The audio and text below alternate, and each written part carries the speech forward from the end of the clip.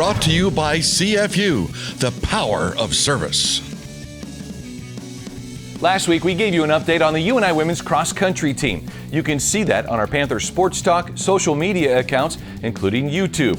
Here's an update on the men's team after their first race of the season cranked out some career best times.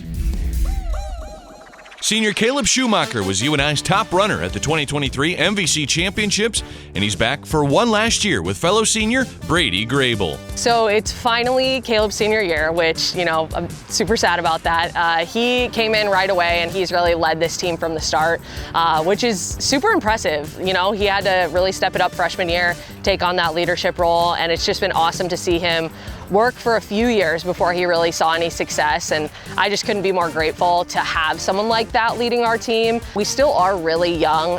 Brady and Caleb are our only two seniors. We've got a lot of sophomores, we've got a few freshmen, so we are relatively inexperienced. I'm really happy that our sophomore class gained a lot of experience last year, and honestly the freshmen, they put in a great summer. Micah and Jack both did a good job with mileage and just kind of adjusting to the college training. So I was really happy to see them open up strong. Carson Owens ran to UNI's second spot in the season opener and is pushing to give UNI a second low stick. Kind of knew what our top two was going to be just between Caleb and Carson, but then those next 3-4 spots were kind of up for grabs, and I think they will be throughout the season. We had Micah and Jack, they were our 3-4, and then Levi and Brady, who were our 5-6. So it's good to see that. It's a competitive top 5, and I feel like Brady and Levi are definitely going to be closing that gap throughout the season.